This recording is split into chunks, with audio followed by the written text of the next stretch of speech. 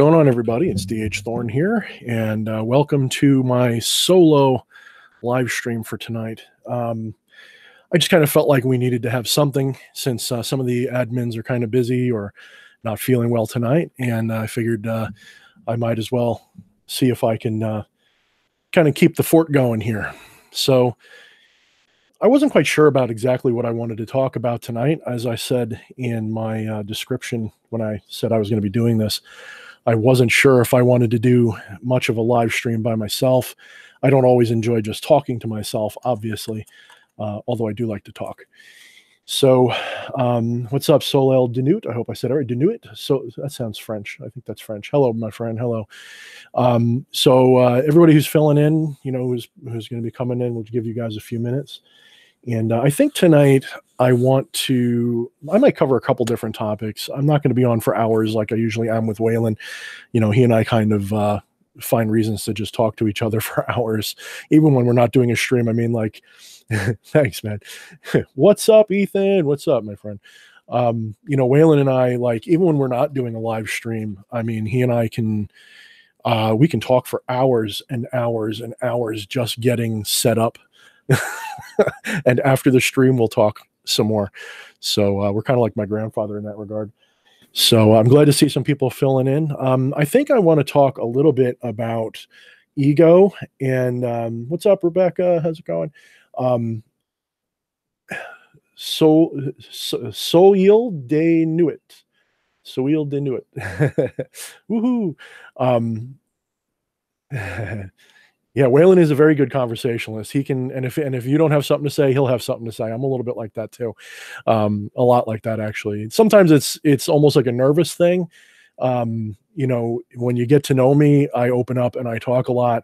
I have different personalities based on different people that I'm around, and that's actually kind of leads into what I was kind of thinking about talking about tonight, which is a little conversation about ego. Now, I'm not exactly a psychiatrist or psychologist or anything, but one of my interests being an empath and doing magic as I do, there it goes. Soleil the Nuit. Man, I'm just not even going to try. We're just going to trust you. Soleil the Nuit. The Nuit. It's a cool name, man. I'm not fronting. So it means like son of the night. I don't know. My wife speaks more French than I do. Made it up to something. What's going on, Suicide Bunny?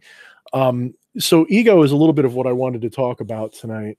And I did try, and I do tend to psychoanalyze people a lot. Part of it is my empathy. When I get to know somebody, even through chat, if you have a very well-developed sense of empathy, you can read people really well, even from a distance. And so psychoanalyzing people is kind of like a hobby that it seems a lot of people who are into the occult and dark sorcery and all these things tend to do, kind of like for fun. And it happened, Night Sun. Thank you, my friend. It's a kind of thing that a lot of people in occult and dark sorcery get into because it's a major part of what we have to do with ourselves. If we're doing it correctly, we have to psychoanalyze our own actions and our own motivations and our own flaws. It's part of shadow work. So it kind of comes hand in hand. But I think some people, can kind of take it too far. Some people can kind of, it becomes a way to just feel superior to people when they do that. And that's a trap. You got to watch out for that. I do it sometimes too, but I'm also a bit of a psi vampire. I'm a little bit of a vampire in nature. So I sometimes, when I see somebody and I get a sense for what triggers them, if I feel like I can get under their skin, I always make sure I'm being ethical about it. I don't just pick on people, but when I see someone who's being a little bit of a troll or something, if I have a way to get to them, I'll try to psychoanalyze them a little bit and play with them. And I think a lot of you guys do in Dark Sorcery too. So I don't think there's anything really weird. Thanks, my friend. Thank you. Poke, right on time. Yeah, you didn't miss anything. We're just starting up, D Commander. So we're not going to have Waylon tonight. It's just going to be me. And as I mentioned already, we're going to be talking about ego in magic a little bit. Obviously, it's not going to run as long as when Waylon's here. So again, I am not a psychiatrist. I'm not a psychologist. I have a friend, magicology. He's I believe getting a degree in the subject. And one time he had mentioned something to me that I was referring to something that wasn't ego. And I'd like to reinforce that what I'm talking about is not the scientific or medical definition of ego. It's ego as we treat it in magic and mysticism. Now, for those of you who don't know, I come from kind of like a Zen path, I call it like a dark Zen path. For a long time when I was growing up, I was into mysticism and magic. You know, I was a fan of Star Wars and things like that. And so I just kind of was always into these things. And as I got older, I had some experiences, which I sometimes write about, and I'll probably eventually like, you know, turn it into like I guess you would call it like modern fantasy or something like that. I'm going to try to embellish on it, make it a story for a future book. And for those of you who are following me, I just finished my book, guys. This is like really exciting. But as I went with this, you know, I fell very much into dark mysticism, dark occult.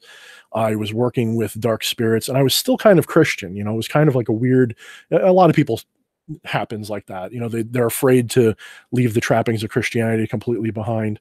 And so, you know, they'll dabble in everything, and like they'll have guilt associated with their work with the dark forces like Lucifer and things like that, you know. And I went through all that, and I ended up, you know, I was in kind of like a rough childhood. I had a, you know, who hasn't, a lot of people who follow left-hand path in particular seem to have a rough childhood a lot of the times, and they turn to magic and demonology and dark sorcery as a way out or an escape or just for fun. I mean, just a way to feel powerful. And so I was no different, except I was having successes and I was communing with spirits. I'm not saying none of you guys are having successes, but I mean, I was having major successes as a child, you know, teenager. And some of it was cringy, you know, I mean, everything that we did was kind of, you know, dark and angsty. And at some point, you know, I had started to realize real power over people. And part of that, yeah, Ethan, that's a good point. Supposedly he did, but we'll talk. I did mention that in one of my old videos. I had a conversation about Solomonic magic and why I don't particularly use it beyond just the sigils and seals of the Glacia. But that's another video. Maybe we'll do another stream on that again, just for fun. So I was having success with these things, and major success, and it was actually getting to the point where, you know, when I say success, I don't mean that like I was some kind of a good guy. I was the bad guy. And you probably can't see it in my eyes now. Those of you who have empathy, who can see things, I don't have the crazy eyes. Some people know what crazy eyes look like. You know what psychos look like. I don't have that. And when I was younger, I kind of did. And I've kind of gotten over it a little bit. I've kind of, over the years from soul work and finding my Zen foundation, I've kind of centered myself in a better way. I was in pain when I was younger, and I used my connections to manipulate and harm people. I was having people see things that weren't there. I was using them to feed off of and all that kind of stuff. And of course, shadow people. I was working with very dark spirits that were using me as a focus, as a conduit to get to people. And it was a rough time. And as I got older, I started to see through what I was doing. And I decided, you know what, I need to start leaving this behind. I think I was in my mid-20s. I had met my wife. And then what ended up happening is because I think I was overextending my interests, and because I realized what I was doing was unethical even for me, I started to let it go. And what ended up, I mean, you have to understand where I had come from was a position where I really believed that I was a broken spirit that had a demon that was healing me, and that over time the demon and I were going to come together and become a balanced organism. Now, this is like the kind of cringy stuff that a lot of people talk about, and that's why I don't base my you know, anything on that anymore. This was a cringy thing that I went through in my edgy teenage years, and whatever was going on, you know, with these spirits, they helped me through it. And so this put me on a path to becoming a skeptic. And that sounds a little strange. Someone who's having like all this success where I'm speaking with spirits and manipulating people with occult practices, who was a diehard believer. I mean, not just a believer, you know, I didn't have faith. I was actually working with these things. It wasn't a matter of faith.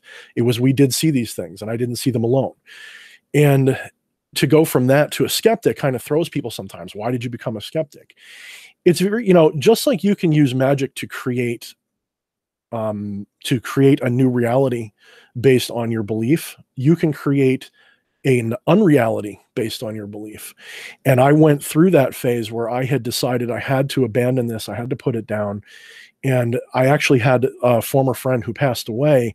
I believe his last living act was to bind me, and or one of them, which can have a very power. If you anything you do is your last, the last few months, few ounces of your energy, few seconds of your energy, can really influence things even more. It's like a self-sacrifice. And I do truly believe that when he had done that, there was some kind of a feedback that happened to this guy, and he passed away, and all this stuff happened, and I had to let this go. I mean, it was too much. And so I guess I had found excuses, and I had found reasons to doubt my powers. And when I say powers, I don't mean superpowers. I mean my powers and authority in the occult.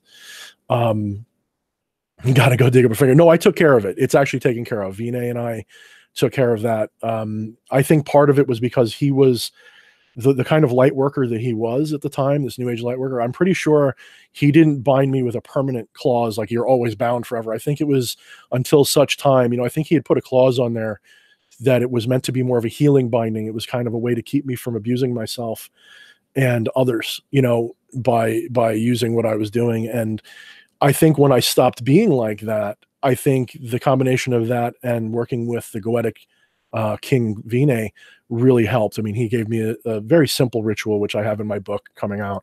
And I give it away for free all the time. It's not meant to be something that's behind a locked door. It revolves around using a leather strip and just breaking the bonds that are holding you. So once I had gotten through all of this, I was a fully confirmed skeptic. I mean, we're talking the kind of skeptic who kind of trolls people who believe what I believe now. And would have been, if you'd come to me a year and a half ago and said, you're going to be doing this, I would say, not on your life, unless I was bullshitting, and I'm not a bullshitter. I don't do that. And the fact that I'm here doing a live stream with all of you guys talking with me, my wife has seen the change. It blows her mind when she sees this. About a year, not even a year ago, about 6 months ago in September, I was just randomly watching stuff on YouTube, and I came across, of all things, a co-editing video where he does a ritual. It was just kind of like out of curiosity. I'm like, what are people are doing with the occult these days that I've left behind? Now that I'm a skeptic, let me watch this and really pick it apart. And something happened, it was weird. It was like my skeptical side was saying, oh, well, that's just a video effect. And, oh, he's just, this is manipulative, or, oh, this is and next thing I know, I'm like researching it more and more. And I liked S. Ben Kane and a little bit of Quetting and all this other stuff. And I was like, what am I doing? Why am I denying this as an experience? And the reason that was important to me was because when I had reached this skeptical period, I had also found Western Zen, which would be like Alan Watts, Eckhart Tolle, and all these other people, existentialism and psychonaut stuff with Terence McKenna. And so my mind was constantly being blown with non-magical things. But it wasn't magical in the sense that, like I didn't have magical thinking. I didn't think, well, if I do this, if I shake this 3 times and something like that, because I always knew that's not really exactly what makes it work anyway. So when I saw him, something was sparked to me, and I said, what's the difference between what he's doing and what I did? What's the difference? And so it led me back into this path, and I had these, experiences with these spirits, and yeah, denial is very useful. I was actually going to get to that, but that's a good point. And I actually recommended that to someone today for a very specific reason. I won't go into it because it's private, but when I did all this, I said, let me just dabble this again. Let me just, and I hate to say dabble because you're not supposed to dabble, but I said, let me just investigate this again. Let me read into it a little bit more. Let me check out some groups that I've kind of ignored. And as I was reading it, I said, you've done all this before, except different, and your perspective is different now. And next thing I know, I'm having these experiences where I can only say, I put it like this as a joke. The demons were throwing bricks through my window to get my attention. Things were happening in rapid fire, and I was having these experiences all over again, kind of like I would say, I reawaken to magic, and next thing I know, the door opens, and all the crap that I was holding out all these years just started pouring back into my life. And my wife experienced this like firsthand. She experienced me as a total skeptic, borderline Zen mystic who I'm quirky, I'm eccentric. I've always been that way. I have a very, I'm not going to say totally arrogant, but an arrogant attitude about certain things in some ways. And to see me switch over and to suddenly go from a skeptic who would have mocked me to someone who is just totally balanced and centered now in magic is strange. And the reason it's strange, I think, is because people don't understand what true ego really is. And I'm coming around a big circle here to get to what I was originally planning on talking about. The way we treat ego in magic, a lot of people have a misconception. I had an argument with somebody about this last night. They have a misconception about what ego is. And most people who haven't gone through kind of like an existential or Eastern or Western non-dualistic perspective or experience or whatever tend to have an opinion that ego is this personality that we portray, in the sense that ego, like I should say this, that ego is who we are. Okay. That's the misconception. A lot of left-hand path people think ego is who we are. And the ego that we experience on a day-to-day level is not who you are. That is the mask, that is the personality that you choose. And some of us choose it, consciously, and some of us choose it kind of like as a victim or as like a leaf on the wind. We don't really intentionally choose anything. So, people will say, well, I'm this because everybody says I'm this way or whatever. And our ego is kind of like just a mask that we live with. And there is no, your ego is not who you are, and who you are doesn't exist in Buddhism and all these other things. Who you are is not a person. It's not, you are the space between your thoughts. You are not your thoughts. And so ego for a lot of people gets confused, especially on the left-hand path, because in the left-hand path, so many people are taught that they're supposed to focus only on their egoistic impulses. I am this, I am that, and that's perfectly fine, because it all kind of leads to this same perspective. And I'm kind of beating around the bush, and I'm going to say a bunch of random things that will hopefully kind of make sense to you. But you are essentially, if you are in a non-dualistic, frame of reference, then when you look at yourself as an ego, you realize that's just a mask for all of the universe, whatever that is. So the universe or all of existence or all consciousness is behind this mask that you are using right now to interact with everybody. You're being the space, but you are the space between your thoughts. You are not the thoughts themselves. You are the space between your thoughts experiencing those thoughts. So, programmed ego can be an absolute bitch. Now, what I'm getting at here is that in magic, you can consciously choose what your ego is. In other words, you can choose to shape your ego any way you want it. And I've kind of done that 3 times in my life. We all do this many times, but I've done it 3 big times. Everybody does this every day. Every time you get up and put your clothes on, every time that you interact with somebody new, you're giving yourself an opportunity to change who you are and who you think you are. Let's see. Well, I mean, I don't think, Ethan, I don't think you can say that you're just a person, but bigger. I think person is a mask too. I think what happens is, to put it one way, all of reality, okay? I mean, I can't really get too deep into this in a video stream. This is something that takes lifetimes sometimes, or books, or sometimes 3 seconds, but it takes a while to experience. I don't think personhood really is what it is. I think, if you look behind me, I have my Trinity of Self, which is going to be in my book. And one of the big aspects of that is the void. And the void cannot be understood by your mind. And this is kind of Satori. This is kind of Zen. You cannot go there with your thinking mind or with your personality. You can't experience it from a thinking perspective. You can kind of like try to picture it. You can kind of like, how do I put it? You can kind of like paint a picture of it, but that's not what it is. So the void is really who you are. The void is really, this emptiness, this abyss of nothing. And when I say nothing, I mean no thing more than I mean like nothing at all. This abyss of no thing is what you really are. There is no DH Thorne. There is no my wife. These are all just things that my intellect, my mind, if you want to go from a hermetic perspective, that my mind has created out of this void, out of the stuff, out of this soup. it's created this personality. It's a dream, essentially. And essentially, we're all a dreamer, and we are pretending to be these different aspects of the dream. So maybe that's the best way to sum it up, is to say, what you are is a dream, and you're a dream that thinks they're you. Okay. And when you wake up from that dream, the dream is over and we all disappear. Okay. But when you die, that's not necessarily the end of your dream. That's just another dream starting. And you could dream to be me next dream. You could dream to be a rock, or maybe I'm going to dream that I'm one of you. The universe doesn't want to wake up from this dream, this higher, whatever this is. And Gnostics will call it source. And that is just one branch of Buddhism. That's correct, Ethan. That is absolutely correct. Because Buddhism is not a, let me see, but I think that's Buddhism is not, don't confuse Buddhism for a religion or a very strict, metaphysical perspective. Buddhism is actually just a way to end suffering. It's basically spiritual psychology. It's a way to kind of deal with what is, and without trying to make it something else. And the first step for a lot of people is the ego. And it's like getting rid of your ego. Like we hear that all the time. We got to get rid of your ego. Yeah, it is definitely confusing. Getting rid of your ego is what a lot of people are, taught that they need to do, especially, not by Buddhists, but definitely people who are interested in Buddhism.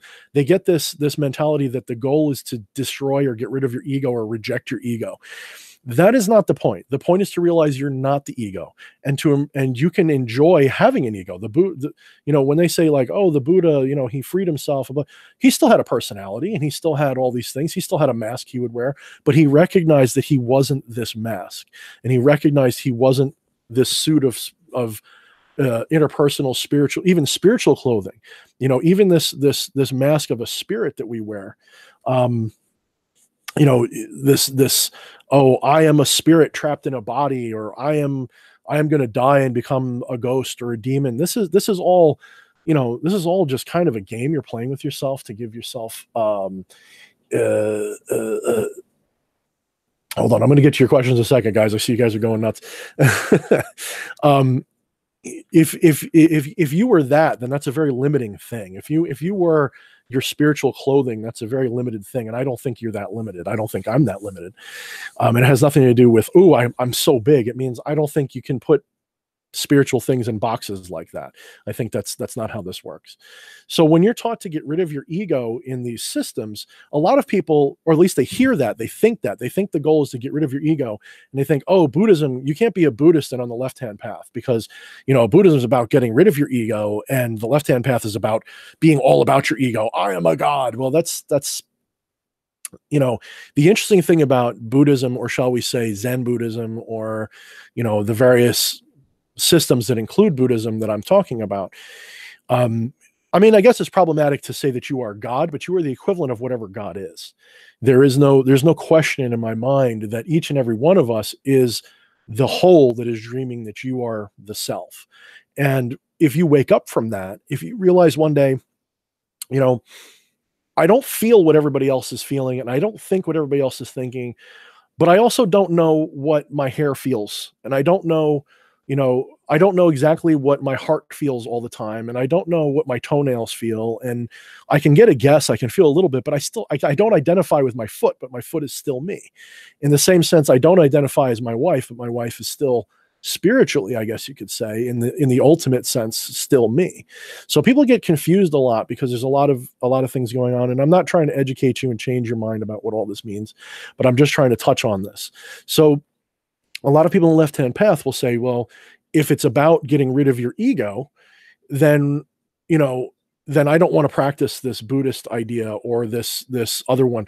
It's a misconception. It's a misunderstanding. Let me get to a couple questions because I'm kind of running over myself here. If we are no thing void, that means the ego is the interface. Yes, that's a very good way to put it. Although I wouldn't say with other voids. There's only one void, really. It's that we are, let's put it this way. Consciousness as we understand it, human consciousness, requires a human form. It requires a human body to exist. They go hand in hand, and it's not that one necessarily creates the other, it's that they create each other at the same time. A lot of people don't understand that the reason the yin yang looks the way it does is because they are both becoming each other, and they are both forming the other. You know, where there is a shape, there is emptiness around it that's the same shape, but it's emptiness shape. So in other words, if I were to hold up this soda can, you know, this is a shape, and you recognize this as a shape, but this emptiness around it is also the same shape as the soda can. It's the same thing. So yin yang is kind of seen as that. And this idea of self and other, I think this idea of self and other is very similar to that. So, you know, one way of putting it is like what Alan Watts would say. He would say, you are I like I am I. So you are like the other end of I that I am, but we're all still I. So let's see. Ethan Ross is saying, no self means your true self is without attachments. Yes, that is very true. Is formed of primordial freedom, not that you don't exist. Right. You do, something exists. Well, here's the thing. Existence versus non-existence. Okay. If there is a non-dual reality, if reality is non-dualistic but dialectic, which can appear dualistic, because these are some big words. Let me explain each one of those. Dualistic means that there are two separate things. There's a space in the middle, sorry, and they never touch. They're two separate things. Okay. Dialectic monism or non-dualism is one thing that has two aspects. So like my fingers are all part of my hand, but they express themselves as two extremes, or like the opposite sides of a magnet. So when you have this sense of separation, you know, between yourself and other, this causes certain problems, because if you were truly separated, you couldn't interact the same way. There would be no connection between you. So there is always a connection between you and everything around you, even if non-dualism is incorrect. Yeah, that's kind of right, Ethan. Dialectic would be, think of it this way. All right. Think of all of reality as an ocean. And I say this all the time. Think of all of reality as an ocean, and you are a wave of that ocean. You're not the wave, you are actually the ocean, but because your awareness is on the pinnacle of that wave, you think of yourself as a single solitary entity amidst a sea of whatever, and these other waves are also single solitary entities, but that is not actually the case. You're an experience of a wave that looks at all these other things saying, how, wow, look at this, look at all these other waves, look at Ethan, he's a really cool wave, look at DH Thorne, he's a cool wave. And you don't realize that you're all the same thing. You're all the same experience. And if you look down deep enough within yourself, you can sometimes get that impression. You can feel this connection from one to another. I mean, this is all metaphorical, and I'm not, let's see, but if you are never not you and you aren't, can you still be the ocean and still be you as well? I'm not quite sure I understand. Let me just read that again. But if you are never not you, there's a lot of not nevers here, and it's not your fault. I think it's the topic. And you aren't, you can still be the ocean and still be, yes.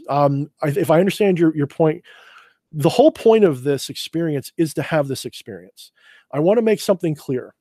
When some tradition's teaching you about this, and they're talking about non-dualism and ego and getting rid of it and all this other stuff, the objective of Buddhism is not actually what people often think it is. A lot of times people say, you know, when you give it a cursory glance and you say, what does Buddhism mean? What is it trying to tell you? And it'll see, you know, they'll read off what it says, and it'll say that, you know, life is pain, life is suffering. The only way to get rid of pain is this and that. And what it really boils down to is it's kind of like a mind game. It's trying to get you to try really hard to give up something that just by trying to give it up, you're actually reinforcing it. So to put it another way, trying to get rid of your ego is like the most egotistical thing you can possibly do. So let's put it like this. If you say, well, I've decided, who's decided, to give up my ego, to give up what? You're basically saying, right, it's not, the point should never be to dissolve into the void. The point should be to recognize that this is a game that you are enjoying, no matter how bad your life may seem. The truth of what you are is just, this is awesome, whoa, all the time. It doesn't matter how horrible your life is. The dream is blissful to this totality of experience. This is why it can kind of seem unfair and cruel, because in order for it to experience bliss, it has to experience not bliss. It has to experience pain in order to experience pleasure. So I did a video not too long ago. I think it was Godhood for Dummies, which don't know if I'll have a chance to put that link in the description, but maybe I'll post it in Dark Sorcery later. A lot of people got some interesting things out of it. But the point was, it talks about the cycle of samsara and the wheel of basically going from, you know, the mortal world up into the heavenly realms and then down into hell. Essentially, it's this idea that the more pleasure that you experience, the more pleasure you need to experience until you reach a point where pleasure doesn't do it anymore. And now you need pain and suffering in order to experience anything. You're so numb to pleasure that it's just not fun anymore. So you start, but so you get to a point where pain becomes pleasurable to you. And I guess you could still say that's a kind of pleasure, but pain itself, you know, like I said, everything is still blissful. So you go around in this loop until you reach rock bottom, and now you've experienced all of the pain that's possible, and then you begin the upcycle again. So you have your angels and gods and all this stuff, and then you come back down around and you go to hell and the demons. And this is, you know, an interesting perspective because it does seem to appear that way for a lot of people.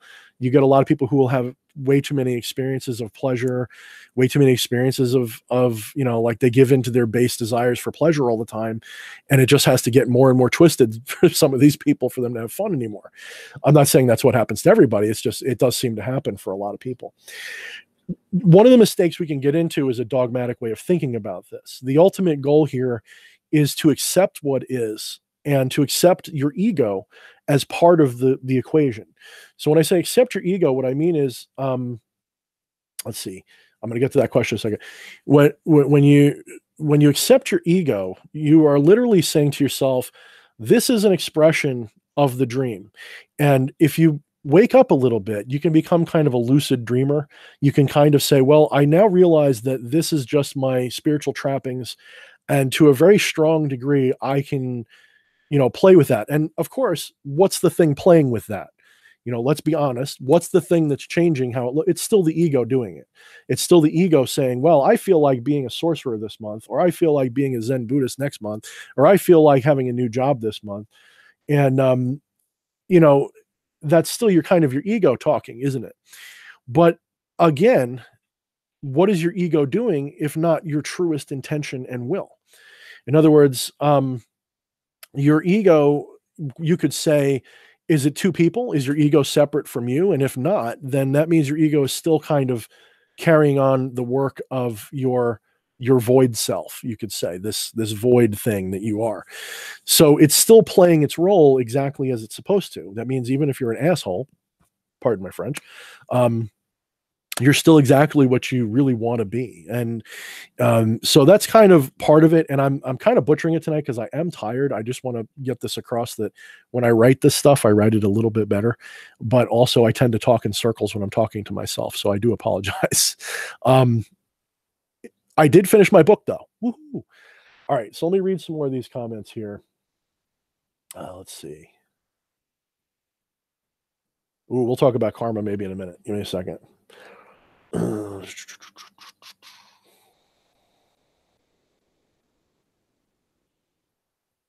Yeah, D Commander is saying some interesting things. I'll have to and I am just trying to flow, Ethan. I didn't have a script in mind tonight, so I'm literally just rambling tonight. I hope in the process of rambling, interesting ideas are falling out of my mouth, if not a coherent argument. So we're in the upside down. Yeah, I mean, sure. I mean, you could kind of look at it that way. No matter which side you're on, you're always in the upside down. Let's see. Let me see if I can get this here correctly from D Commander. From an ordinary perspective, looking at a tree may appear to be something self-evident, but in the knowledge of nature, of matter, looking at a tree is a complex phenomenon that involves everything. Okay, that's a quote. Thank you for the quote as a human being. Yeah, I mean, let me just talk briefly about that, because that actually, you know, here's the thing. I tend to have a problem where I try to cover too much in one conversation. But if you look at what a tree is, okay, let's say you're looking, let's do a tree. Let's do something again. Let's do this soda can. If you're looking at this soda can, you're making a decision of what it is, okay? The soda can does not exist as a soda can until you decide it's a soda can. It exists. There's a thing. There is a substance there. There is an energy there. But even that substance and energy is a decision of your conscious mind. Everything is mind in Hermeticism to exist. It's a decision in your mind to say, this is something rather than nothing, or this is a pattern rather than a not pattern. So kind of what this whole thing, I'm going to be doing probably videos about this later, this thing I call the Trinity of Self, which is just it's just a symbol that I use in my magic. I use it on my altar. I use it for a lot of things in magic. It's got a lot of specific meaning, and it will be in my book, but I'm not going to keep that like behind a paywall. Eventually that's going to come out once I get closer to the book, maybe after the book, but allow me to do it that way. This idea of a soda can being a soda can only happens when you decide that it has soda can-like qualities. It is actually a collection of, molecules and energy. And those things we call molecules and energy are decisions that our mind makes about the stuff that is there. And the fact that we see stuff at all is a decision that we make as well. It's kind of like Alan Watts had made a great statement once a long time ago where he said, reality is just a Rorschach ink blot. And you can think of it that way in magic as well. Everything that you're seeing around you right now could be really easily described as an ink blot that you're deciding has certain qualities to it. So you could say in magic, you can actually apply this magically so that you realize that your decision about what you make things can have substance and weight. And the more people will say, the more individuals that agree with you, the more it becomes an objective truth as well. So you can start by changing things on a subjective reality basis and say, this isn't a soda can, this is actually a cherry bottle. And people will say, what are you talking about? But if you can convince enough people that it's a cherry bottle, it becomes a cherry bottle, whatever that is to people. So, this is all higher order, mind games that you can play with yourself. But again, this is part of that ego equation again, because you kind of need to be able to do this with your own personal image, your own personal sense of self. When you have this experience in Zen or Buddhism, who, has had this moment of, we'll say Satori, or this moment of liberation, or this moment of, I don't like to say enlightenment, because it's kind of a taboo in Zen or Buddhism to say that you're enlightened, because if you're saying that, that means you don't really know what it means to be enlightened. It means you don't really know, because if you knew, you would know that there is no one to be enlightened. There is enlightenment, but there is no one to experience it. And so it's kind of like, a lot of people don't realize that a lot of these Eastern perspectives are kind of, I don't want to say just plays like a play on words, but they are a little bit like that, because they will tell you, you need to get rid of your ego. That doesn't mean that you stop having an ego. It means that you stop identifying as an ego. You start identifying as the truth. So let me see. Let me go over some more of these things here. Yeah, language is very important. Language, Ethan Ross is talking about language here, and his friends saying that language is kind of like dark matter that binds things into what they are on the material plane. That is, I don't know who your friend is, and I don't know if he's reading anything in my book that isn't public yet, but some of the things I say actually do fit that a lot. And, to describe this a little bit, I like to think of it this way, okay? Reality is a holistic thing that's made up of mind, body, and spirit. The mind is the decider, the spirit are the ideas that it has to choose from, and the body is the substance that it uses to overlay these ideas and create substance, create things out of. So when you say language is kind of like dark matter that binds things together, it's more like the containers that we put stuff in. The symbolism that we use are things that we've decided to use because they have practical, purpose for us. There's actually a lot of ideas out there. Yeah, psychedelics, man. That's luckily I didn't fall down that pit very far. So otherwise I might have done that too. I think what happens is a lot of people will dabble in that. They'll find out some truth that'll fuck their head up, and then they either get addicted or who knows what, or maybe they're already a little messed up and psychedelics are an outlet. But Alan Watts said again about psychedelics, it's good medicinally, but don't make it a habit. Yeah, it's probably at least nebulous and most proud. I get you, man. but language and symbolism, language is just symbolism. It's applied symbolism, really. And when we're talking to one another, we're talking a language that's a language of symbols. We don't realize that because we're born into it. We're born and raised into a world of symbols, and we're taught from a very young age what each symbol means and that it has relevance and importance to us. And I often like to say, if you look into a child's eyes, you're actually looking in the eyes of the universe going, holy shit, what is this? And it has no idea what to do with itself. So it starts, you know, I believe scientists say that most babies, when they're born, they just see blobs of light and shadow. They don't know what they're seeing yet. And they always have this kind of spaced out, bugged out look in their eyes, you know, because they don't know what the hell they're dealing with yet. They're like, whoa.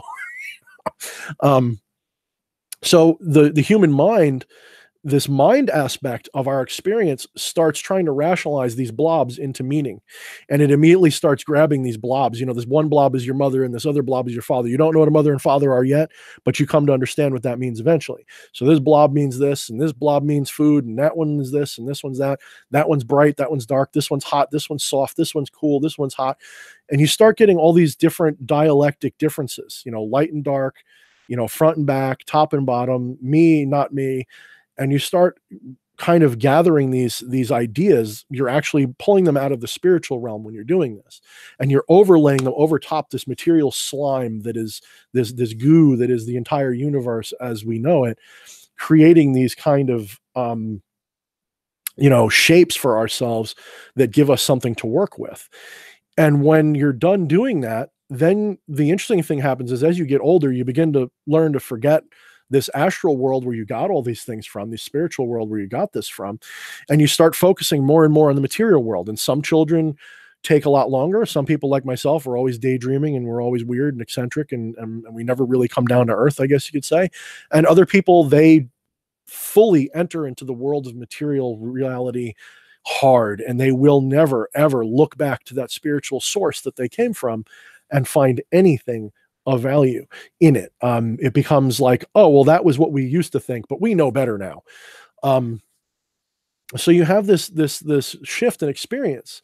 And when you find, we'll say Zen or Buddhism or anything like that, one of the things that happens is you actually kind of invert this awareness again, and you start to realize that instead of trying to understand the symbols and what they mean, try understanding why you chose those symbols in the first place.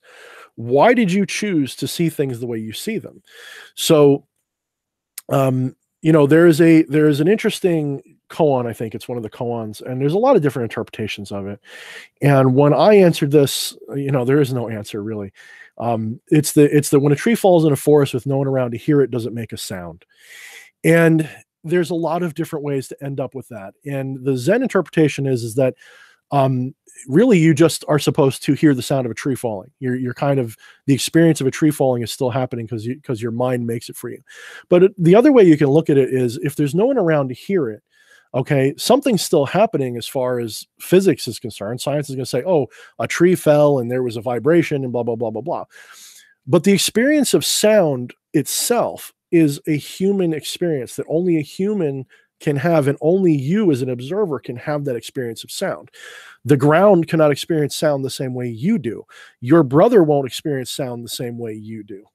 And so you cannot really experience the sound of a tree falling unless you experience it. So that's one way to put it. But you also, as the one who's the origin of this experience, you can experience the sound of that tree falling because it's still all in your experience. So you could just say, oh, there it is, the sound of a tree falling. And it's real for you in that moment. So those are just some of the interpretations of it. That's not the one that they're going to go with in most of the talks about it, but it's one of the ways you can look at this experience of reality that you're having. Everything around you is a decision that your mind is making. Your mind is the decider. What happens when your mind goes away? Well, then you're the void again. You know, if you look at this idea of, you know, the trinity of self that I have behind me, you have the void and you have the mind on the other side of it, and the mind does not see the void. It's actually cut off from the void because the mind is a thing that decides, and the void is all there is. The void is all and nothing. It is no thing. So Yeah, I've never read the tantras. There's a lot of things. I don't know everything, guys. I obviously, I think you guys are talking amongst yourselves. So let's see. The more aware I am of my ego and its behaviors, the deeper I have an understanding of my psychiatry and the parts of it, like when I self-sabotage, without being aware of it until after the fact. That's an interesting thing to say, Esoteric One. I think that you've got a big piece of the puzzle there, because, your entire experience is created by whatever this void is, whatever this thing is, and your ego is part of that. And if you're suffering, it's almost, the best way to think of it is suffering is always self-imposed. And a lot of people will think that means, oh, well, then all I have to do is just stop hurting myself and I'll be happy. All I have to do is stop doing the thing that's giving me pain. Maybe I'll just stop doing drugs and I'll feel better about my life. That's not necessarily how it works. People are often at the mercy of their experiences, not realizing that how you respond to your experiences is what causes the suffering. So, if you stub your toe, right, and you feel pain, pain is not suffering as much as you'd like to think it is. Pain is not suffering. It's just an experience. What makes it suffering is that you don't want to experience the pain. At that point, it becomes suffering. So anything that we experience that we think of as unpleasant, okay, only becomes suffering when you don't accept it as a valid experience. I don't know who said this, if I said it first or Alan Watts said it, but most people suffer because they think they ought not to. That's the entire reason why they actually suffer. And this is one of the reasons why so much of these esoteric practices end up revolving around literally just kind of putting yourself in uncomfortable positions for hours on end and doing things that take you out of your comfort zone, because you begin to realize that you can still be happy and still be uncomfortable at the same time. Give me a second. Welcome back, Rebecca. I think you missed the entire meeting of the universe, but you can rewind it later. I'm just teasing, but thank you for coming back.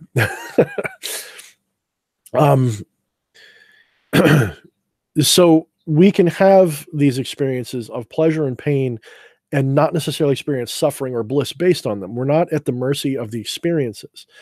And so how we approach these things is what gives us our perspective. And ego is just one of those ways. Let's see. You're welcome, Rebecca. I'm having a difficult time expressing myself tonight, actually. I'm used to having someone to bounce things off of or something to type where I can organize my thoughts and delete and change things.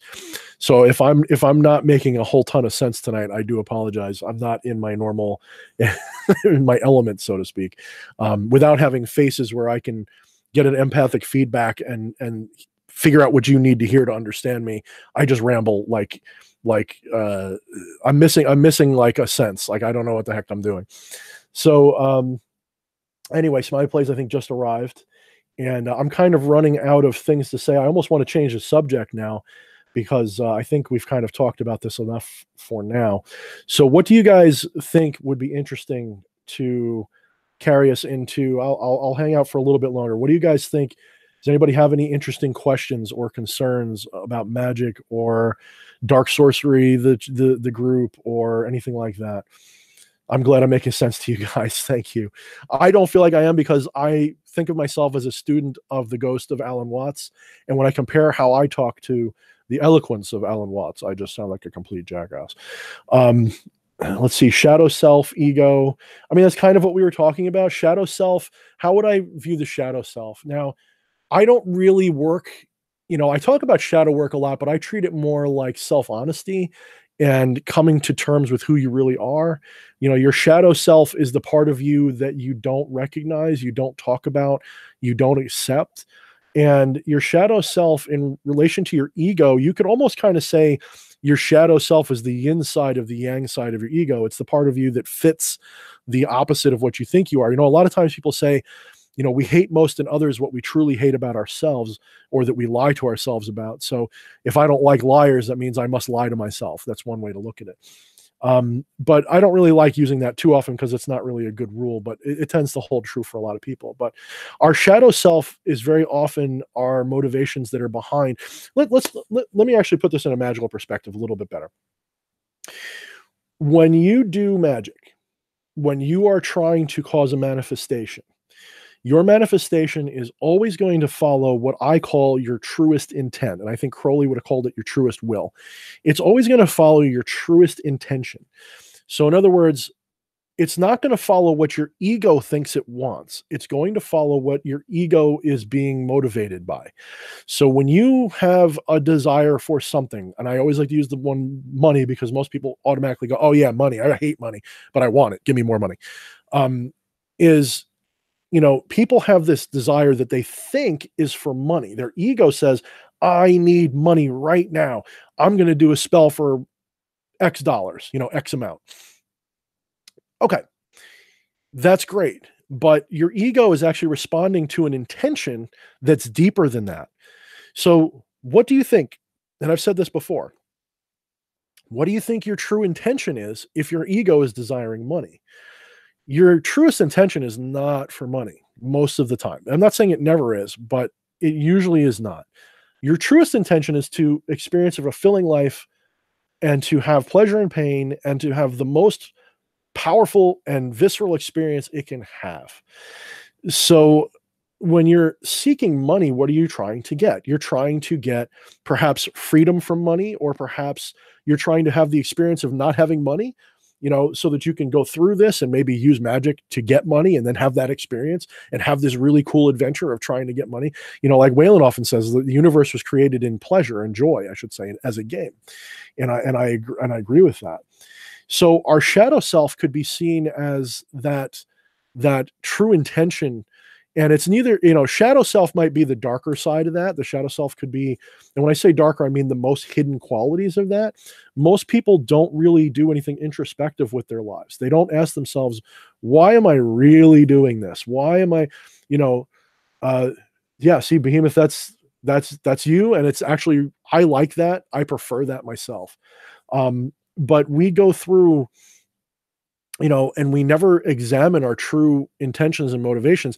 In fact, most human beings lie to themselves constantly in order to keep this whole freaking, mess working. It's the glue that keeps some people functioning, is a constant parade of lies to themselves. And then it becomes necessary to do shadow work to pull apart that stuff and find out what's holding you together for real. So I mean, that's one way to look at it. Let's see. Oh, I did mention something about karma before. Karma, I don't want to get dogmatic and say it is or it isn't real. In my worldview, I don't work with karma. I don't believe in karma as it's often portrayed. I think that karma could be seen as, karma is really just meant to be cause and effect. I mean, that's really kind of what it is. It's kind of meant to be, it's not meant to be justice. It's not meant to be, if you do enough evil, that means you're putting evil in the world and that evil is going to come back to you. That's not quite what it really means. What it really is about is intention. And people have, these intentions and they act, but their acts don't always cause beneficial things. And people who are loaded up with karma, they are usually loaded up, at least from my understanding. Again, I kind of diverged off of this for after a while because I don't believe in karma. It doesn't really speak to me. But they kind of load up on the consequences of what their intentions do to themselves is probably the best way to put it. The road to hell is paved with the best of intentions. And a lot of the times we will act with the best of intentions, but do harm instead. And this causes conflict in our experience. Like immediately we go, well, I didn't mean to do that. And this can be the source of karma in a lot of cases for people. You'll go out there and you'll say, well, I want to help people. And there's an old saying by Alan Watts again, kindly let me help you or you will drown, said the monkey to the fish as he carried him safely up a tree. This is kind of what karma is about. It's about going out there and you think you're helping people, but who are you really helping when you're trying to help other people? I mean, let's really be honest. This is where it gets so hard. It gets hard to talk about because everybody's different.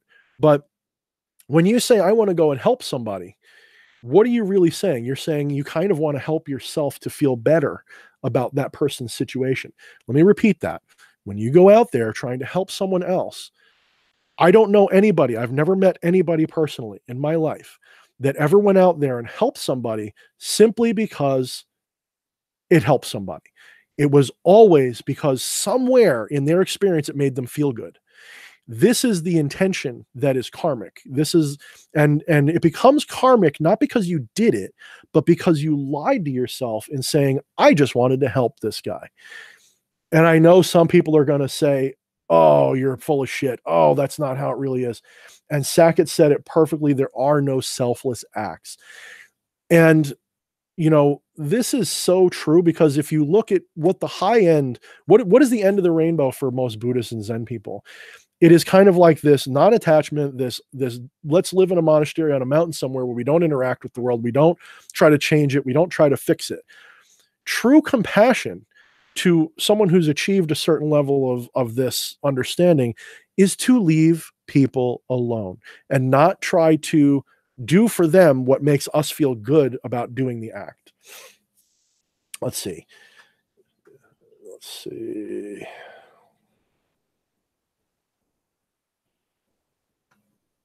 Yeah, and I mean, you know, so far, I mean, like, I would like to see if anybody can dispute that thought. That good night, Soleil. I didn't see you leaving.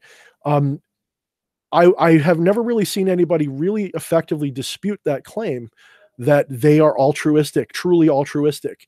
And as soon as someone says, no, I'm altruistic, I do things for good reasons, I'm a good person, usually, like, you know, Christians and other right-hand path people, they'll say, you know, I'm doing this because it's a good thing to do and it's right and it's just. Why are you bragging about it? Why are you arguing with me? If you're truly altruistic, it doesn't matter what I think. You would just do it anyway. You wouldn't look for recognition. You wouldn't look for me to agree with you that you can be altruistic. And boom, at that point, they have nothing that they can say. So the left-hand path, okay, interestingly enough, the solution is to do what? What does anybody want to know? What the solution to this problem is on the left-hand path? I'll wait for like maybe 30 seconds for a comment. What is the solution that the left-hand path will have? Yeah, behemoth, like videotaping, exact virtue signaling. So what is the left-hand path's solution to this problem of doing good? What is it? Or doing good for others? Okay, Ethan, I'm gonna, since you jumped out with a coherent answer there, that's good. I like that. The left-hand path solution is to embrace the selfishness of the act and to do it anyway, and to be, not hide it. You know, I said to my wife one night, and it was kind of funny. I said, you know, I say I love you, but I don't really love you. I just love how you make me feel. And it was like the most romantic thing I think I ever said to her. The answer that the left-hand path gives is to say, I am doing what makes me feel good, okay? And to take control and accept that I am doing this not out of a sense of ego, like, look at how cool, look how humble I can act. It's to say, look at how in control of my life I am. And if you expect something back, you'll always be let down. Yeah. And feel proud. It's okay to feel pride. But here's the thing. Don't think that you're doing good just because it makes you feel good either. You know, that's the trap I was talking about before with karma. If you're going out of your way to help people, you know, I do occasionally get political. I try not to be political because it's not really healthy to. Right now, we're living in a time when the 1984 style crap that's going on, they want us all divided about every damn thing. And I fall into that trap sometimes. And I'm trying not to with this persona, I guess you could say. But one of the traps our society gets into all the fucking time is trying to use the power of government or influence or religion to force people to do the right thing towards one another. In other words, to be charitable or to protect themselves and each other by doing things that don't serve necessarily their best interests all the time. And I'm not saying that's always bad for society. What I'm saying is it's very rarely honest. And most people don't see that. They don't realize that it's not honest. You know, and I think the left-hand path solution towards almost every problem is actually honesty. It's self-honesty. It's saying, I know that I am a little villainous at heart, and I'm not ashamed of it. And the interesting thing is that if you go far into Taoism and Zen and Buddhism, you end up with this similar character. Like if you watch like the old kung fu movies and stuff, very often this wise master, this powerful master, is a little bit of a bastard. You know, he likes drinking, or he likes women, or something like that, or he's nasty to people, or he's got a little bit of a temper. Yet he's this enlightened master of the martial arts and mysticism. Interesting perspective. They're fully comfortable with who they have. Yeah, don't set yourself up. Total sadist. There we go. Let it out, everybody. Tell me how you really are. What is your sin, everybody? Tell me your sins. But charity is the mother of poverty, they say. Ooh, that's a good one. I like that. Charity is very rarely done from a place of truth. It's usually done from a place of guilt, or to try to make yourself feel better and not be honest about it and say, look how charitable I am. It's actually to make yourself feel good. And to love it, poking people. So now that we understand what one of the problems we have as an ego, trying to do what's good or trying to do what's whatever, and it's refreshing to see a lot of people in the comments that understand this.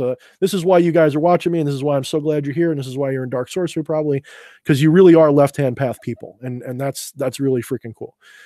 And I'm saying that to get more clicks. I'm just kidding.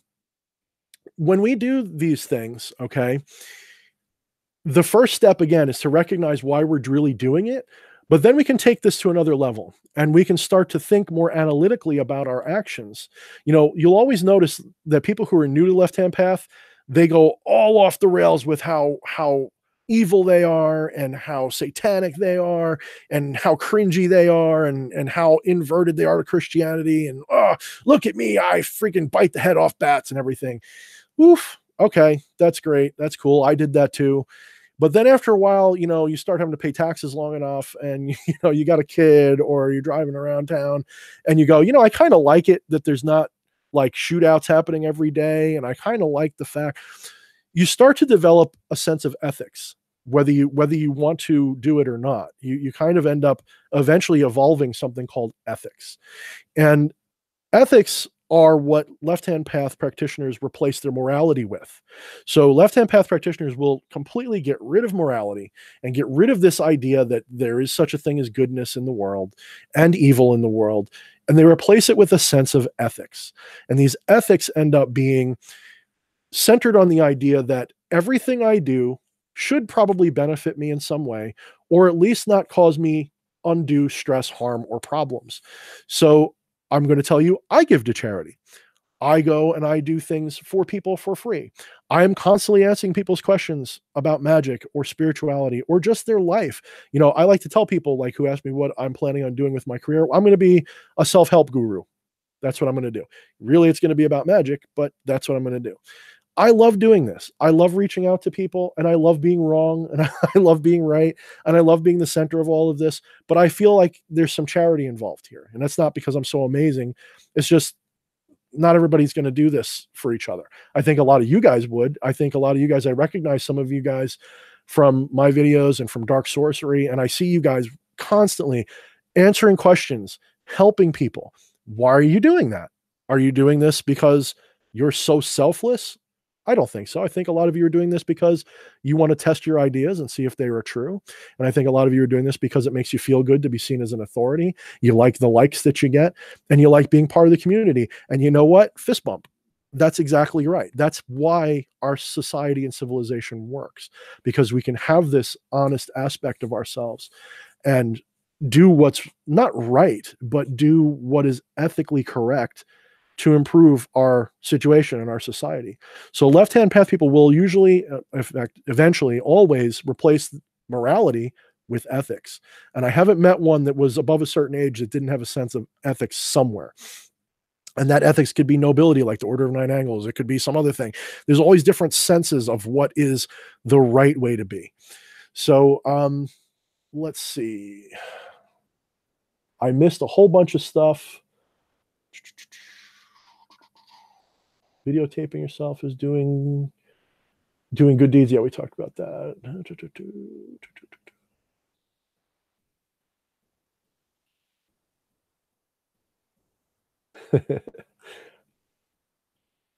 Let's see. It is fun making your own ethics. It is. That's one of the things that, I have preferences. Okay. I prefer people don't, rape children. I prefer that you don't go out murdering people, but it is up to you to decide what the right ethics are.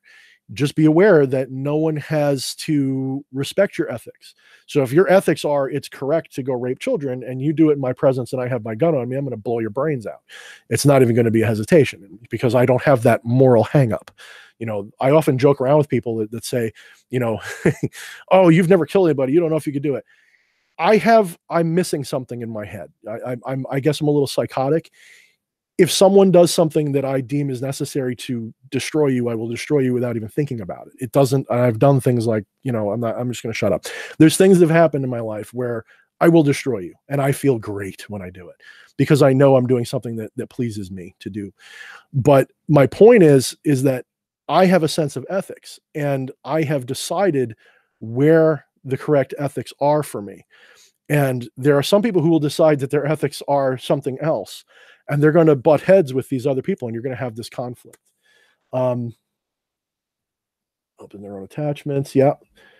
Well, that's true too. Yeah. Ethan's right about the attachments. Let me go back up a little bit. Yeah, I think your conversation with Waylon was correct, Ethan. There is no, it's the left-hand path needs to accept that it isn't necessarily an evil path, because there is no such thing as good and evil. Good and evil is a morality idea. It doesn't even make sense. There's perhaps ethical and unethical, but everyone has different ethics. So you can't even say that it's ethical or unethical. So left-hand path is about what we've been talking about. I mean, you can go pick up, I never picked up the books about left-hand path, Luciferianism. I just arrived at these things on my own through Zen and through practice and magic. And when I look, my wife will show me the book she's reading, and I go, oh, yeah, it's like everything I've been saying so far, isn't it? She's like, yeah, except like one or two things. I'm like, oh, that's cool. It's just where you can go with this idea. Let's see. But harming others is harming others. Yeah. Fun is fun. The idea of evil is relative.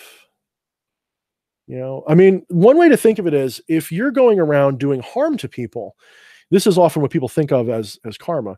If you're going around doing harm to people, you are kind of shitting in your own bed, and you're kind of creating a situation where, if you do not do good to others, why should anyone feel the need to do good for you? So in other words, if you come into my home and start acting like you own the place and start bossing me around and threatening me, well, I don't have a reason to tolerate that. In my ethics are, you're making me unhappy. I have a right to get rid of you now, and I'm going to. So, this is where ethics does butt up into, you can almost say, I'm going to say something here that some people will disagree with, and some people will get triggered and offended. If they do, I don't think that they're really on the left-hand path. But I think left-hand path people should look into a term called libertarianism. I don't mean the party, fuck the party. I mean the philosophy, this philosophy of doing whatever the fuck you want, so long as it doesn't hurt others. And it's just a form of ethics. It's just a form of ethics that actually fits many forms of that as well. Just look into it. You don't have to be into it. So the idea of satisfying to know you can do things instinctually. It is very satisfying. In fact, Rebecca says, it's so satisfying when you know you can do things instinctually. And I would, I don't want to say that everything I do is intuitive or instinctive, because obviously I read books and I consume pop culture, and I'm being influenced by these experiences every day. You could almost say that if I sound like I know what I'm talking about, it's because I watch too many hokey movies in my life, because I'm always quoting hokey movies to put things into metaphors. I think because a lot of people experience, they're memes. They're just memes of truth that is out there. But there is a thing to be said for trusting your own intuition and experiences. The problem is, a lot of people don't. They confuse their, we'll say, fear for their intuition, or their desires for intuition, things they want to be, they think are their intuition. So they'll look at it in a situation, they'll say, my gut says that this is going to happen. And they don't realize that's really their fear that they're responding to, or their gut. I am very much in touch with my intuition, and I get things wrong all the time. I get things wrong all the time. The difference is that there are times when you can kind of know that what you're thinking is going to be true. And I can't really put it into words other than that. It's kind of like, when I'm writing my book, I know that there's going to be some things in there that maybe in 5 years I want to change. But right now I know that that's exactly what I need to write for my book to satisfy me. And hopefully that will, benefit others than just me for putting a book out. I do hope that some people look at this. I have a feeling a lot of people, when you guys look in my book, are going to say, I knew that. I kind of knew that already. That's not new. And some of you will say, oh, I never thought of it that way. Thank you. I mean, it seems like kind of stupid. It's kind of obvious. Thank you, Captain Obvious, for saying it like that. But I really do think a lot of people are going to look at this and say, yeah, I've thought that my whole life. Thank you for putting it in a new way. And some people are going to say, yeah, I never thought of that before. I'm going to put it into practice. And what else can you say about these things? What else can you say? So I think I've rambled for about an hour now, right? What are we on? Oh, an hour and about 10 minutes. So I want to warn you guys, for the next 2.5 months, most likely, I am going to be working my 9 to 5. Actually, it's like 8 to 6 day jobs, 6 or 7 days a week. It's absolutely grueling. I work for a tree and shrub nursery. And I'm going to be basically busting my ass all day, and magic and, video casts and all this stuff has to go in the back burner because I need to focus on my livelihood. So what will happen is probably in the next 2 months or so, I'm going to do my best to stay active in the community, and probably for the next 2 or 3 weeks, I'll still be doing live streams, but then right around May, it just goes balls to the wall.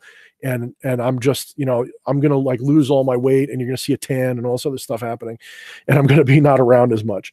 But once that's all done, I'm going to be coming back to this, if not sooner, to do regular work, to share books. And I actually want to get some of you guys, don't worry, it's coming. I'm going to put the book out in June. So it's actually done. It's written, but I want to polish it as much as I can, because growing up, I had a hard time with spelling and grammar. And even though I think I've corrected most of those flaws in my writing ability, I still want to make sure I go over it with a fine tooth comb. This way, there's only a couple thousand mistakes instead of a couple million. So, see you later, DC Commander. So you want the book? No, I want the book too. Yeah. So in June, I'm going to be ramping up the release of the book. So for those of you guys who are enjoying me personally, I appreciate you and I thank you. And I want to make sure that I stay connected with some of you. Some of you guys who are commenting right now are like literally my friends online. And some of you guys are just really awesome. You talk to me privately, and we've had a lot of good experiences, and I don't want to lose touch with you guys. I'm just telling you that for the next couple of weeks, maybe to 2 or 3 months, I'm going to be here and there. So if you guys don't mind staying with me, you'll probably see me like, hi guys, I just got off a 12-hour shift, but I want to talk about magic. Just bear with me while I'm in that mode, because I'll come back to this later. So, all right, I'm going to sign off in a second. Does anybody have any other questions or comments that they wanted to ask earlier but missed their chance? I'm going to give you guys a couple seconds.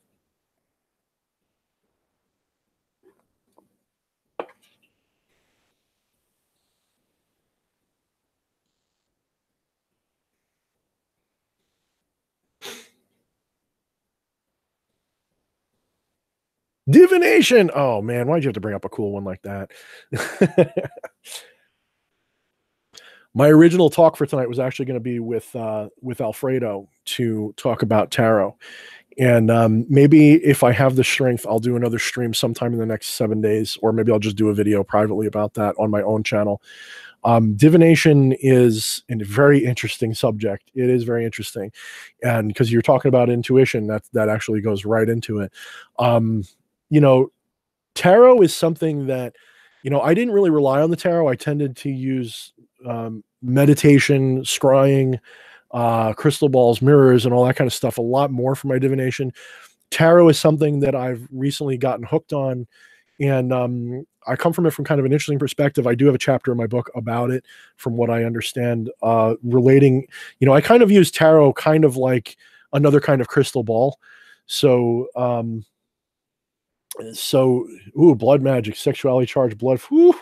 So you guys are asking me great questions now. I love all your questions. You guys are giving me such great questions now. When I use tarot cards, to me, I look for a deck that I can really read intuitively. I don't want a deck that I have to think about, well, what does it technically mean? I want to look at the card and say, fuck what it says in the book. What does the card tell me? That's how I like to read tarot. And I found a couple of decks that are good for that. One of them is, if you're really new to it, is I forgot her name all of a sudden. Was it Anna K? I think it's Anna K Tarot. It's I got them somewhere here. Hold on. Let me bust them out.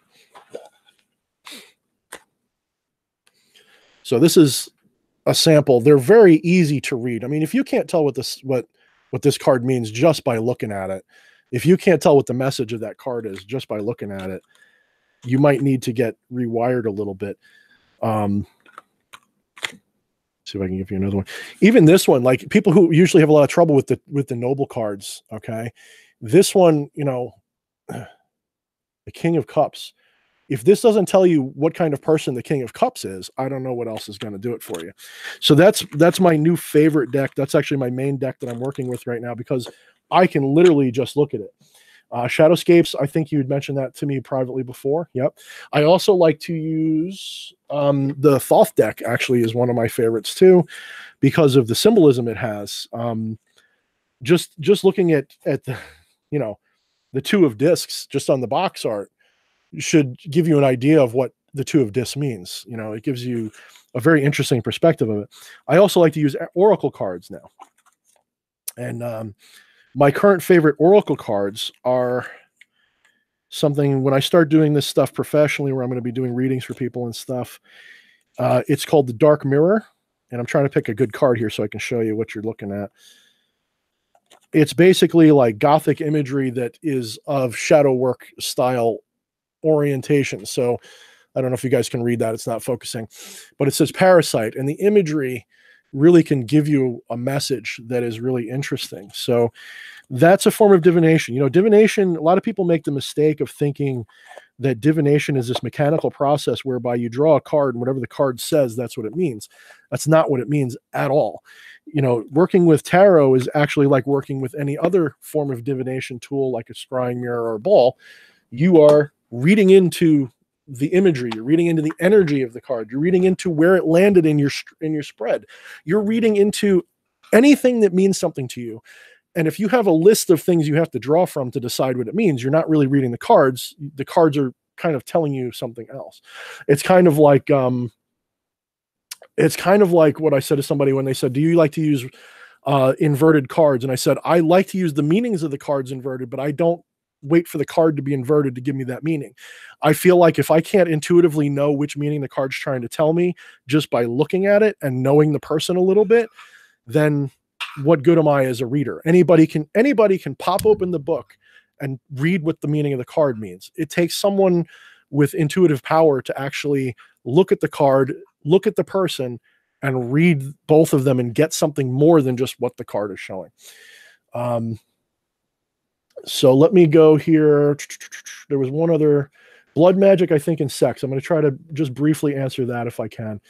Give me a second. Just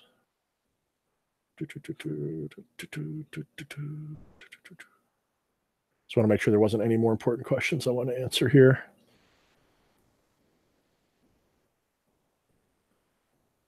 Yes. Okay, here we go. Esoteric One asks, yes, could you give me your take on the difference, if any, between blood magic and sexually charged bodily fluids? Guys, that's a great question. I'm trying to keep this short because I want to go in a minute. But it's a great question. Okay. A lot of this has to do with symbolism. A lot of it, not all of it, but a lot of it has to do with symbolism. The ancients truly believed that, especially male semen, was a force of creation, that it was the seed that was planted into a female and caused the creation of life. They didn't really, some did, but not all cultures saw women as that important to all of this. They saw them as just the fertile soil upon which the important seed landed. And that's kind of where some of this comes from. It does represent a creative force to a lot of people symbolically. And I'm not going to try to tear down any dogmas or anything like that. If using sexual fluid for sigil work is working for you, by all means continue and don't change whatever your idea is. You know, a lot of people will say, what's the right way? Well, what's the way that's working for you? If your symbolism of semen is that it makes magic happen, don't fucking change it. Keep doing it just like that and be happy that it's working for you. The other perspective is anything that comes from you, whether it be fluid, hair, nails, spit, whatever. When it comes from you, it retains a certain astral attachment to you. The semen, of course, is, again, semen or female sexual fluids. I often say things in a masculine sense. It's just how my brain works when it comes to sexual fluids, just because I'm a guy and, well, we have you know what I'm going to say. But females can use their own sexual fluids as well. That means whatever that is to you. I mean, I'm not going to, this is a PG-13 rated channel, right? When you use this in sigil work, what you're really doing is you're building up to a climax of gnosis and energy and intention and, oh, this feels great. This is amazing. My will is being manifest. And you're not even, like, when you masturbate over a sigil, you're not even supposed to use porno. You're supposed to literally just kind of do this without pornographic work. You can still think of sexual imagery, but you're supposed to, if possible, do this, from my experience, do this with an empty mind. That means enter an empty mind meditative trance where there is no sexual thought about this. This shouldn't be sexualized. This shouldn't be, oh, looking at a sigil makes me so hot. I mean, it's a joke, but it shouldn't be like that. It should literally be bang, and you blow your load and you put it on the sigil. This energy is now, because it's attached to you, this creative force is attached to you. It's on the sigil. You should also, while you're doing this, you need to be pumping your energy into this. This is very important. You burn the sigil, this releases it into the fifth element, into the ether, into the world at large, and this small little bit of energy release and physical manifestation of fire into smoke and hot air creates a chaotic cascade of events that will hopefully make your manifestation happen. So what is the difference between blood? I am blushing. I always blush a little. It's because I'm part Irish, so I tend to blush a lot. Wait till I get a tan. When you are using blood, okay, blood is very much the same kind of thing. It is psychically, physically, and energetically connected to you. And believe it or not, as someone who uses blood magic quite a lot, your emotional state when you draw that blood can have a very big effect on the spell. So if we're using sigil magic as an example, again, because that's the easiest one, since that's what most people, at least that I know of, use blood or semen for, is you, like, let's say you want to have a lot of creative energy in your blood, then you should masturbate or reach a point of near climax and then draw your blood and use that blood instead of your semen, or use your semen. Either one is fine, because at that moment your blood is charged with this spiritual psychic energy of creation and pleasure, and this heightened thing of energy. So when you put it on your sigil, it transfers it to it. Now, here's one of the things that I find in my practice is this: blood itself doesn't actually, and semen for that matter, doesn't actually contain that much spiritual energy. What it really is a conduit of energy for us. It's kind of like, I have here, give me a second. Hopefully I don't want to unplug something. Hold on. A lot of this rubbed off, okay? But this is my skull that I had made for Azazel back during my blood moon working with him. And you guys can probably see the brown stains there. Okay, you guys see that? All right, good. Those brown stains are what's left of literally a month's worth of nightly blood offering, okay? And when I use this to work with him, I would put blood on there, and I would keep my hand, or if I can, the wound attached to that spot where the sigil is and where my Trinity of Self is. That's the symbol that I use. And I would use the blood as kind of like a conduit for my energy. So especially if I could use the wound where I drew the blood, I would hold that on there, and I would visualize and feel and intuitively know that my energy was being pushed into this symbol and activating it as a sigil. Now, obviously, this is just ink on a resin skull. It's not even a real skull. I drew all this, I made it, but I made it my own, of course. But this is just ink. The ink doesn't do anything. The ink is a symbol that I see with my eyes, and I energize with my intention and my will and my energy. And when it's energized, it becomes real in the astral world, and my blood upon it creates a conduit through which my energy can flow and activate all the symbolism that's on it. So when you're doing this with a sigil, When you're drawing a sigil and you're staring at it, you're bypassing your conscious filter, you're going into your subconscious mind, and your subconscious mind is pulling the strings of magic to do what you need it to do. When you burn the sigil, you're releasing it both symbolically and energetically, and it's released into the world. So it really doesn't, I mean, it matters, but it doesn't matter. It matters, what symbolism matters more to you. Me personally, I don't use sexual fluids for hardly anything. It doesn't resonate with me, and it's never really gotten me better results than using blood. I used to be way more active in a sanguinarian vampire current, which means a lot of things had to do with blood for me. And I would do, ritualized blood feeding and things like this.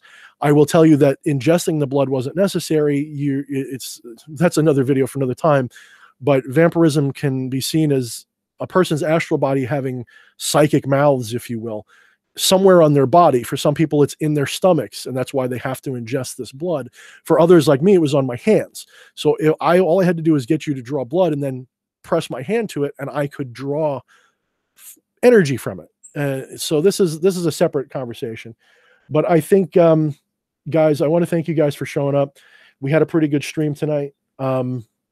And it was a little bit short, but I think that's probably for the best. And sex is definitely powerful for magic already. I totally agree with you. Like anything you're doing with somebody where you're raising emotional, physical energy, obviously it's going to have some use. So I want to thank everybody for showing up, and I want to thank you guys for hanging out and putting up with my random roundabout kind of responses to you. But I guess that's going to be it. Let's see. Yeah, that's good enough. I'm just like reading everybody's comments, and I just want to keep talking. Guys, thank you for showing up. I'm going to call the stream now, and hopefully I'll be doing another one next week, and we'll be back.